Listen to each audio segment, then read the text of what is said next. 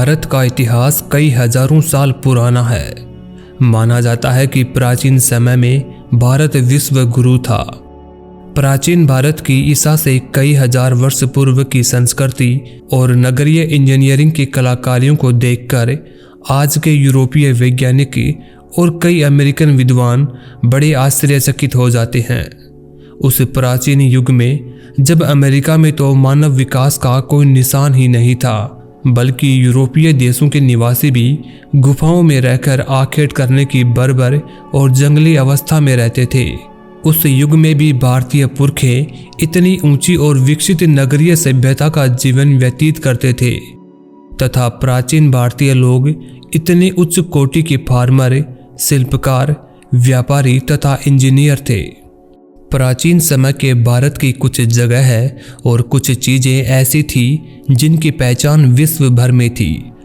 दूसरे देशों के लोग भारत की इन जगहों पर शिक्षा लेने के लिए आया करते थे।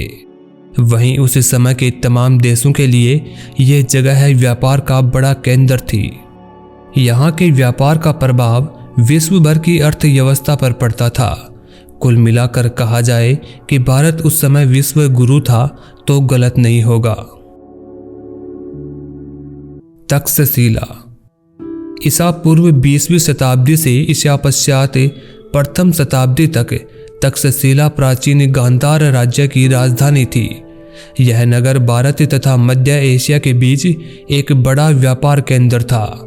इस शहर की पहचान और प्रसिद्धि इसके भव्य विश्वविद्यालय के कारण सबसे अधिक थी। तक्षशिला में भारत का सबसे प्राचीन और प्रसिद्ध विश्वविद्यालय था। यहाँ मगध, काशी, उज्जैन आदि के अलावा अन्य देशों से विद्यार्थी पढ़ने के लिए आते थे। यहाँ पर ही भारत के महान राजनीतिज्ञ चाणक्य ने शिक्षा प्राप्त की थी। वैसे इस विश्वविद्यालय का जिक्र माइथोलॉजी में भी मिलता है।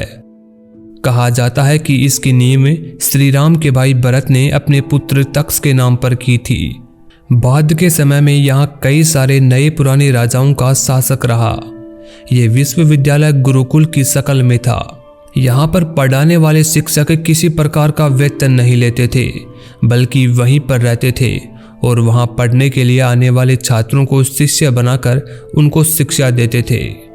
बौद्ध ग्रंथों के लेखों के अनुसार यहाँ वेद, गणित, व्याकरण, मेडिकल साइंस, मिलिट्री साइंस, चित्रकला, साहित्य, विज्ञान आदि विषयों की शिक्षा दी जाती थी। आप यकीन नहीं करेंगे कि यहाँ पर इतने ज़्यादा विषय पढ़ाए जाते होंगे, लेकिन माना जाता है कि यहाँ पर लगभग 64 विषय पढ़ाए जाते थे। विश्वविद्यालय के अलावा तक्षशिला अपनी मेडिकल सुविधाओं के लिए भी प्रसिद्ध था।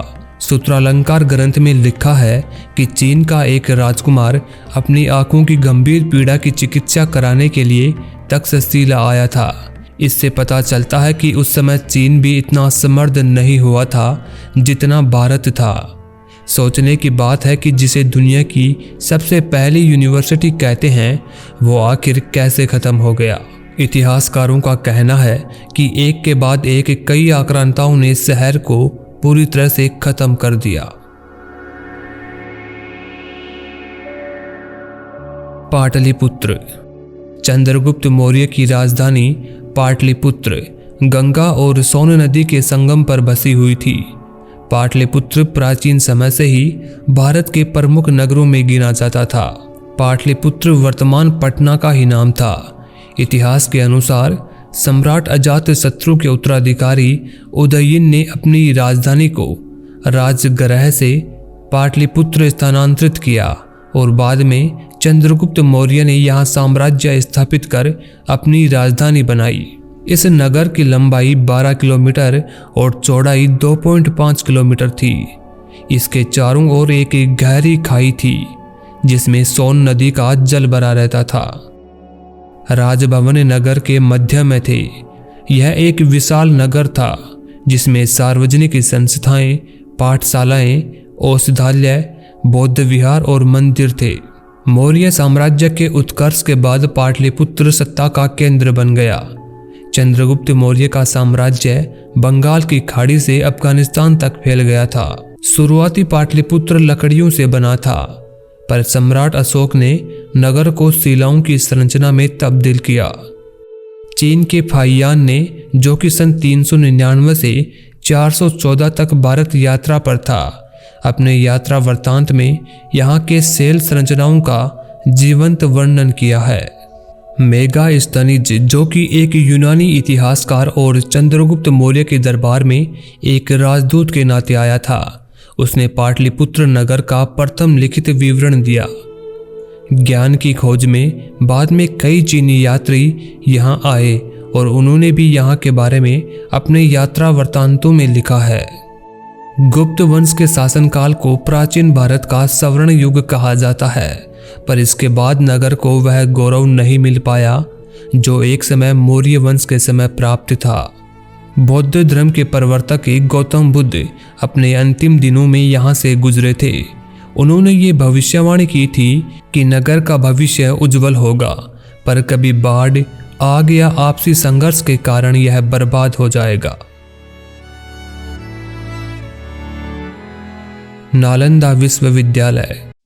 ईसा पश्चात 7वीं शताब्दी में हर्षवर्धन के राज्यकाल में विद्या का भारी प्रचार था। नालंदा विश्वविद्यालय में लगभग 10,000 से अधिक छात्र और लगभग 2,000 शिक्षक शामिल थे, यानी केवल 5 छात्रों पर एक अध्यापक की उपलब्धता थी। छात्रों को किसी प्रकार की आर्थिक चिंता नहीं थी। उनके लिए शिक्षा, भोजन, वस्त्र और चिकित्सा सुविधा निःशुल्क थे। राज्य की ओर से विश्वविद्यालय को 200 गांव दान में मिले थे, जिनसे प्राप्त आय और अनाज से उसका खर्च चलता था। इस विश्वविद्यालय की बहुत सी मुहरें प्राप्त हुई है, जिन पर श्री नालंदा महाविहारी आर्य भिक्षुक संघस्य शब्द लिखे हुए हैं। यहाँ अलग अलग विषयों की, जैसे वेद, सांख्य, दर्शन, हेतु विद्या, शब्द विद्या, आयुर्वेद, इतिहास, भूगोल, खगोल की, रसायन आदि की शिक्षा दी जाती थी। नालंदा विश्वविद्यालय में 8 अलग अलग परिसर और 10 मंदिर थे। साथ ही कई अन्य मेडिटेशन हॉल और क्लासरूम थे। यहाँ 9 मंजिला इमारत में एक पुस्तकालय भी था, जिसमें 90 लाख पांडुलिपियों सहित लाखों किताबें रखी हुई थी। इस विश्वविद्यालय में केवल भारत ही नहीं, बल्कि कोरिया, जापान, चीन, इंडोनेशिया, ईरान, ग्रीस, मंगोलिया समेत कई दूसरे देशों के छात्र भी अध्ययन के लिए आते थे। चीनी देश के एक प्रसिद्ध यात्री हुएन सांग ने नालंदा विश्वविद्यालय में शीलभद्र से योग शास्त्र सीखा था और यहाँ 5 वर्ष रहकर बौद्ध ग्रंथों तथा ब्राह्मण ग्रंथों का अध्ययन किया था। काशी। प्राचीन काल से ही भारत की संस्कृति का केंद्र काशी में रहा है। गंगा तट पर बसी काशी बड़ी पुरानी नगरी है। इतने प्राचीन नगर संसार में बहुत ही कम मिलते हैं। शहरों और नगरों में बसाहट के अब तक प्राप्त साक्ष्यों के आधार पर एशिया का सबसे प्राचीन शहर वाराणसी को ही माना जाता है। इसमें लोगों के निवास के प्रमाण 3000 साल से अधिक पुराने हैं। हालांकि कुछ विद्वान इसे करीबी 5000 साल पुराना मानते हैं, लेकिन हिंदू धर्म ग्रंथों से मिलने वाले उल्लेख के अनुसार यह और भी पुराना शहर है। स्कंद पुराण, रामायण एवं महाभारत सहित प्राचीनतम ऋग्वेद में नगर का उल्लेख आता है। ईसा पूर्व 1000 के लगभग से काशी एक जनपद राज्य रहा है, जिसकी राजधानी वाराणसी गंगा नदी के तट पर स्थित है। ज्ञान, शिल्प, व्यापार और समृद्धि के लिए प्रसिद्ध रहा है। भारत के विभिन्न प्रांतों के विद्यार्थी यहाँ पढ़ने के लिए आते थे। यह नगर उद्योगों और शिल्पकारी का बड़ा केंद्र रहा है। यहाँ के रेशमी वस्त्र विदेशों में बड़े प्रसिद्ध थे। यह नगर व्यापार का एक प्रमुख केंद्र था, जो पूर्व में पाटलिपुत्र से, पश्चिम में मथुरा और उज्जैनी से व्यापारिक मार्गों से जुड़ा हुआ था।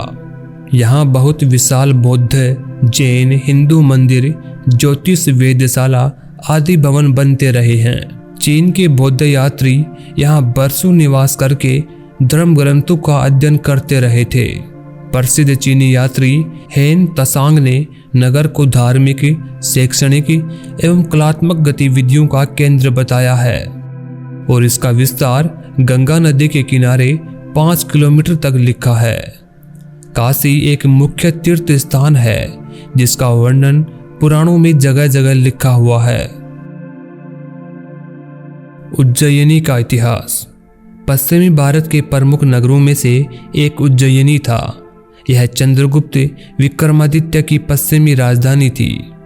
उज्जयिनी की ऐतिहासिकता का प्रमाण 600 वर्ष पूर्व मिलता है। तत्कालीन समय में भारत में जो 16 जनपद थे उनमें अवंती जनपद भी एक था। अवंती उत्तर एवं दक्षिण इन दो भागों में विभक्त होकर उत्तरी भाग की राजधानी उज्जैन थी तथा दक्षिण भाग की राजधानी महिष्मती थी। प्राचीन काल में ईसा से कई शताब्दी पूर्व बौद्ध के समय में भी यह एक बड़ा व्यापारिक केंद्र था। अशोक तथा कौटिल्य के समय में भी यह नगर आंतरिक व्यापार का एक मुख्य केंद्र था। यहाँ से भड़ौच, सोपारा आदि पश्चिमी तट के बंदरगाहों के द्वारा भारत का विदेशी व्यापार पश्चिमी देशों से होता रहता था। यह नगर विद्या का भी बड़ा केंद्र था और हिंदुओं की 7 पवित्र पुरियों में इसकी गिनती थी। महाकवि कालिदास ने अपने मेघदूत काव्य में उज्जयिनी को स्वर्ग का चमकता हुआ टुकड़ा लिखा था। यह नगर वैभव का केंद्र था और राजाओं का इस पर बड़ा अनुराग था। यहाँ कवियों ने राज दरबार में ऊंचा सम्मान प्राप्त किया था। महाकवि कालिदास उज्जयिनी के इतिहास प्रसिद्ध सम्राट विक्रमादित्य के दरबार के नवरत्नों में से एक थे। उनको उज्जयिनी अत्यंत प्रिय थी, इसलिए कालिदास ने उज्जयिनी का अत्यंत ही सुंदर वर्णन किया है। पुरुषपुर का वर्तमान नाम पेशावर है। एक जमाने में पेशावर को संस्कृति का केंद्र कहा जाता था। सम्राट कनिष्क के दौर में यहाँ बौद्ध धर्म खूब फला फूला। यह बड़ा व्यापारिक केंद्र भी बना। यह नगर पश्चिमी गांधार जनपद में था और ईसा पश्चात प्रथम शताब्दी में कनिष्क की राजधानी था। इसके पूर्व भी यह एक प्रसिद्ध नगर था। इस नगर में विशाल स्तूप, चैत्य और विहार बने थे। इस नगर का एक विहार 9वीं शताब्दी तक विद्या का प्रसिद्ध केंद्र बना रहा था। प्राचीन समय में जब यह कनिष्क की राजधानी था उस समय इसका प्रभाव चीन और तुर्किस्तान तक फैला हुआ था। कनिष्क ने चीनी तुर्किस्तान के कासगर, यारकंद, खोतान आदि प्रांतों पर आक्रमण करके उनको अपने साम्राज्य में मिला दिया था। उम्मीद करते हैं दोस्तों आपको ये जानकारी बहुत ही पसंद आई होगी। अगर आपको ये जानकारी अच्छी लगी तो इसको लाइक और शेयर जरूर करें। साथ ही हमारे इस चैनल पर ऐसी और भी वीडियोस देखने के लिए चैनल को सब्सक्राइब जरूर करें।